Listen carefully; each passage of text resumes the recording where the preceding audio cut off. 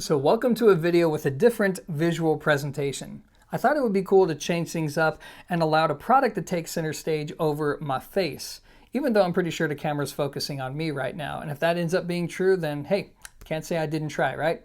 So now let's move on to the purpose of this video, which is to revisit the Yamaha AS1200 integrated amplifier. I reviewed it a couple months ago, and I noticed a subtle change in its performance between then and now. Now, to be clear, this isn't a big change. It doesn't alter what I had to say about the product in my review, but it is noteworthy enough to where I would like to make a separate dedicated follow-up video to this unit.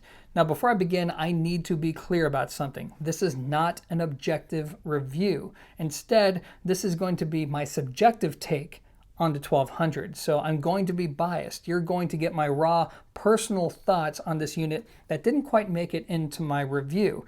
So I think the best place to begin is to comment on the build quality. Now, if anything, I think this is the best part about the 1200, and I may have even underplayed it in my review because it really is so well made for the money. In fact, I don't mind saying that in my subjective opinion. I feel like it's one of the best made $3,000-ish integrated amplifiers out there today.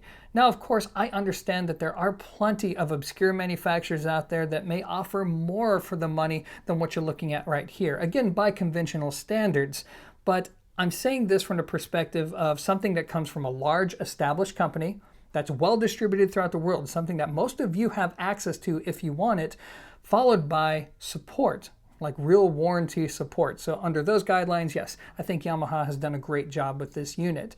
And plus, just on a completely personal level, I really like integrateds like this. Something that's big, man. Something that has weight behind it. Something that uses a big transformer, big caps. We have VU meters, metal tone controls. This is the kind of thing that I like seeing on my equipment rack. And I'm not saying that to slam more modern tech pieces because quite frankly, they have their place too, and the performance of those components are really good. Class D amplifiers, for example, they've come a long way. Built-in streaming has come a long way.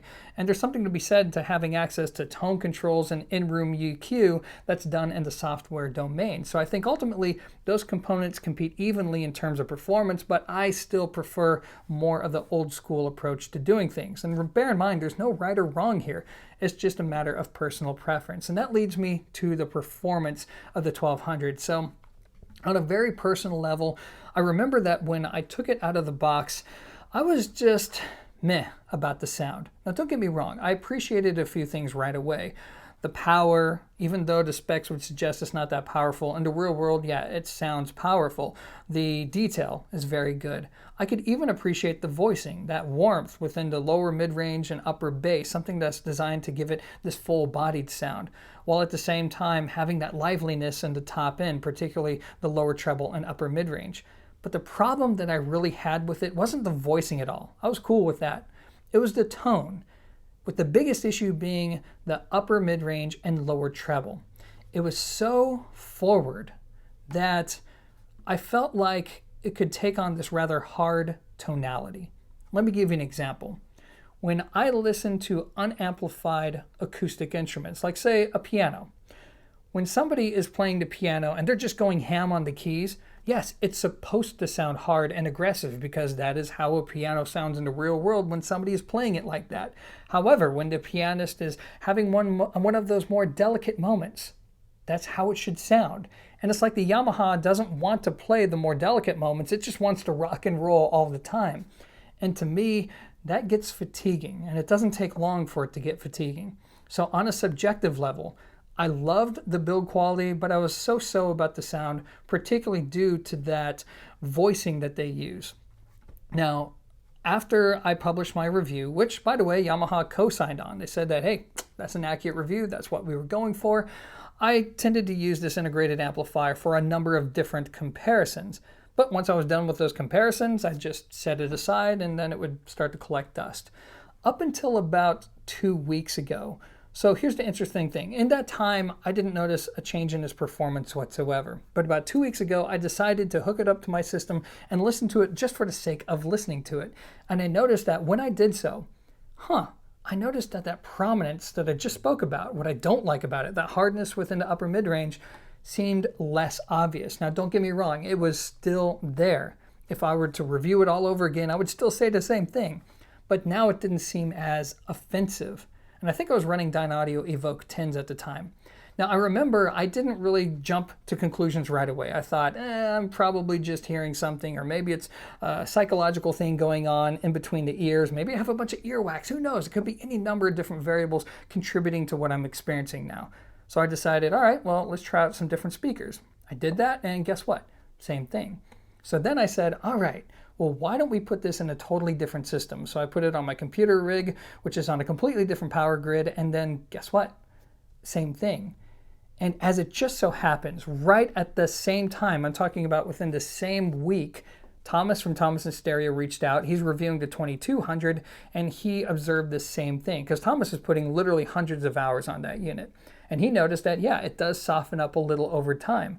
Then a dealer reached out to me and said the same thing about the same unit, the 2200. And then two of you who owned the 1200 and you've been running it for months also said the same thing. So it seems like the people who own these units and or who have a lot of experience with them and they've been using them for months at a time have all mostly experienced the same thing.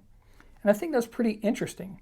In fact, that leads me to something that I'm curious about, which is to those of you who are watching this video, who own this unit, especially if you've owned it for a few months, have you experienced what I'm reporting in this video, which is that prominence in the upper mid-range softening just a little bit. Now, to be clear, I'm not doing this because I want to see if somebody's right or wrong. There's no right or wrong here. This is just one enthusiast asking another for their own personal impressions.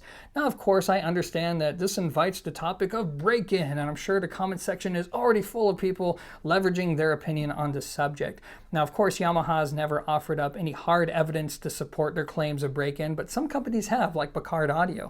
I think if you reach out to them, they may even support you with evidence that indicate how the S400 performs completely new out of the box and how it compares and contrasts to something that has around 300 hours on it. I don't know if they've ever made it public, but I do know that they have that information because I've seen it. But just the same, it doesn't really matter whether it's real or imaginary and more the result of psychoacoustics, because perception is still reality. But nonetheless, I think it's just too coincidental for a lot of people to notice the same thing, to include very experienced ears. So that is going to overall be the observation that I made, and that leads me to my final thoughts on the 1200 after living with it for so long. I'm sure my hands look really big right now. Ultimately, it's interesting. My impression of the build quality has not changed at all, but my impression of the sound has just a little bit, because out of the box, I didn't really care for it all too much. But now, I feel like I can genuinely listen to it, enjoy it on not only a wider variety of speakers, but I feel like I don't have to use the tone control anymore to find it listenable over the long haul.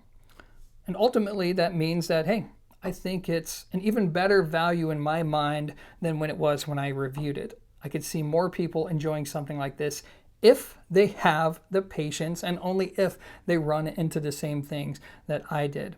So anyways, guys, that is going to be my take on the 1200 after living with it. If you've made it this far, I don't know how, but I appreciate you tuning in, and until next time, peace.